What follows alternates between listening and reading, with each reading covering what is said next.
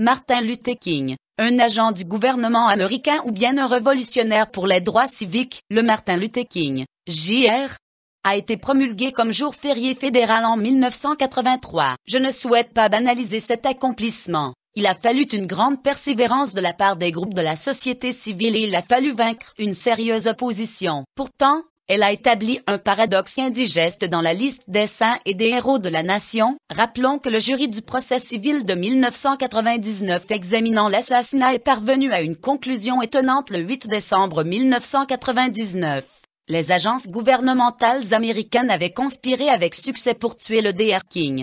Les médias grand public ont peu parlé de ce procès et de ce verdict en 1999 et ils persistent à l'ignorer jusqu'à ce jour. Lorsqu'ils sont mis au défi, ils ont tendance à dire que les revendications étaient confuses et vulnérables à une réfutation facile. En réalité, le dossier des plaignants était solide, et le jury, après avoir assisté à la présentation des preuves et des arguments du 15 novembre au 8 décembre, a pu rapidement parvenir à un consensus sur le verdict. La grande variété des preuves présentées par l'avocat William Pepe mettait en évidence l'impossibilité de l'hypothèse de l'assassin solitaire, Jamerl Ray, et la conspiration de plusieurs instances, dont la police locale, Memphis Police Department, la mafia, représentant local Frank Liberto, la police fédérale, les services de renseignement et les unités militaires. En d'autres termes, la combinaison de forces qui a exécuté le meurtre n'était pas très différente de celle qui avait tué le président Kennedy. La planification, l'engagement et la détermination des assassins étaient tels qu'il y avait peu de chances que le Dr. King survive à cette journée. Il a été conduit comme un agneau à l'abattoir sur le balcon du Lorraine Motel. Lire la transcription de ce procès prend un certain temps.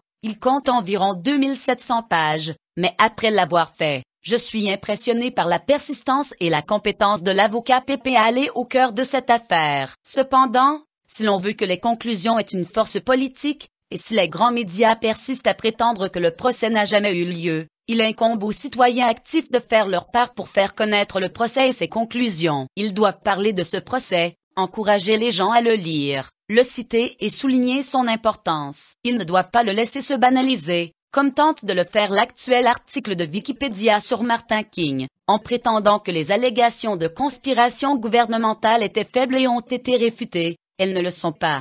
Martin Luther King a été tué non seulement parce qu'il était un militant des droits civiques, mais aussi parce qu'il préparait la campagne des pauvres, qui aurait consisté à perturber de manière non violente le cours normal des affaires à Washington au nom de tous les pauvres de la nation, quelle que soit leur couleur. Cela mettait les 1% mal à l'aise. King a également été tué parce qu'il avait critiqué avec passion la poursuite de la guerre du Vietnam par son pays. Sa dénonciation majeure de cette guerre à l'église Riverside de New York avait eu lieu un an jour pour jour avant sa mort. Ce discours éloquent et sans concession avait mis tout le monde mal à l'aise, du président Johnson à l'armée et au service de renseignement américain.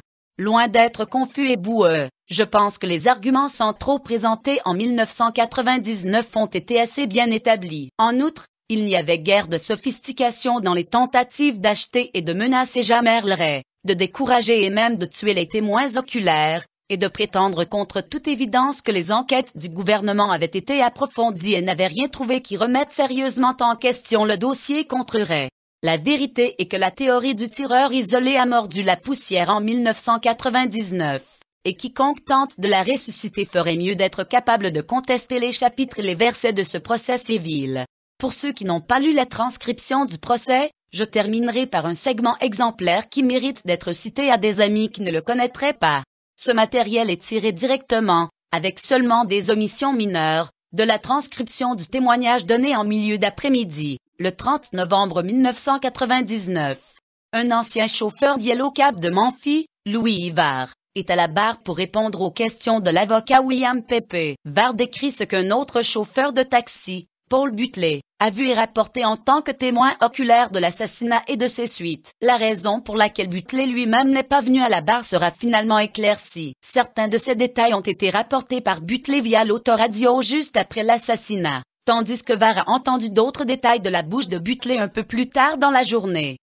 Quand je me suis levé et que j'ai regardé, ce fusil a éclaté. Ça ne ressemblait pas à un fusil, ça ressemblait à deux planches qui s'entrechoquaient. Et il a dit, J'ai vu sa mâchoire et une partie de son cou exploser. C'était comme s'il avait un bâton de dynamite dans la bouche. Il a dit que lorsque je me suis retourné pour regarder, j'ai vu un nuage de fumée sortir des buissons, puis j'ai vu le type arriver en courant. Il n'avait pas de fusil, mais il a dit, je sais que c'est lui qui a dû le tuer. Et puis il s'est dirigé vers le nord vers la voiture de police.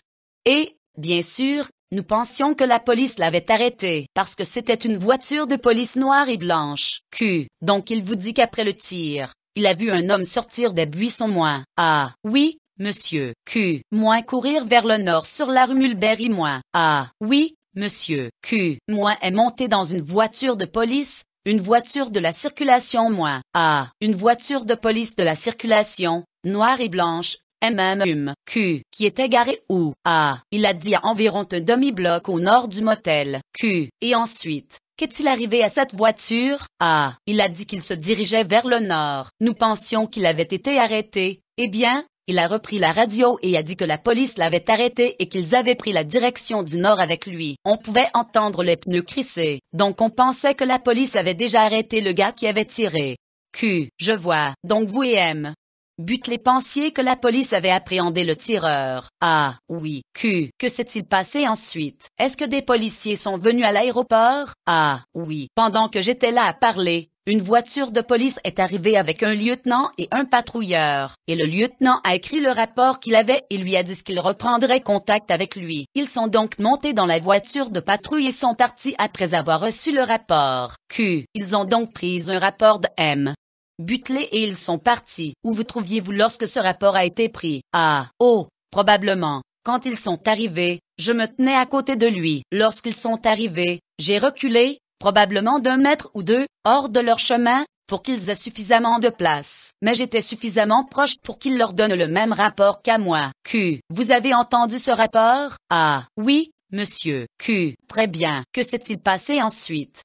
Eh bien, ils ont appelé. Le répartiteur l'a appelé pour qu'il vienne au quartier général. Nous avons un quartier général. Il a dit qu'il était recherché là-bas. Eh bien, plus tard dans la nuit, pas trop tard, j'étais en ville et je suis passé devant la compagnie de taxi et il y avait plusieurs voitures de police là-bas. J'ai pensé qu'il faisait d'autres rapports. Et puis j'ai découvert plus tard qu'il était censé être au tribunal à 9 heures le lendemain matin. Il était censé faire une déclaration oui. Monsieur. Le lendemain matin, et combien de voitures de police étaient autour des bureaux de Yellow cette nuit-là? Il y en avait plusieurs. Je dirais 7 ou 8, peut-être plus, peut-être 5 ou 6. Mais j'ai juste remarqué qu'il y avait plusieurs voitures de police assises là. Je ne les ai pas comptées. 7 ou 8 voitures de la police de Memphis autour du quartier général de Yellow cette nuit-là? Oui, monsieur. 2 semaines s'écoulent avant que Varn retourne au quartier général de Yellow, où se déroule ce qui suit. Quand êtes-vous allé dans les bureaux pour la dernière fois? C'était, eh bien, je suis allé dans le bureau quand je suis revenu au travail. J'y suis allé. C'est là que je lui ai posé des questions sur M. Butlé. Qui avez-vous interrogé sur M. Butlé? Il y avait 4 ou 5 chauffeurs de taxi qui discutaient, et je leur ai simplement demandé, et c'est là qu'ils m'ont dit, je ne me souviens même pas lequel m'a dit, mais il a dit qu'il avait été jeté d'une voiture à grande vitesse entre Memphis et West Memphis, et ils l'ont trouvé vers 10 heures le jour suivant 5 avril 1968.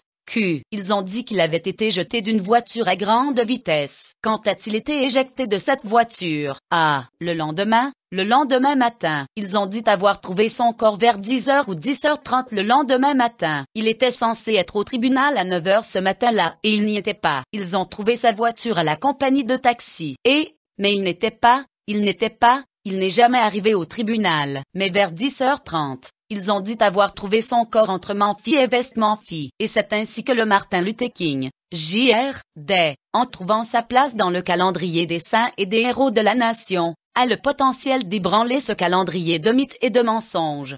Traduit avec www.depl.com/translator, version gratuite.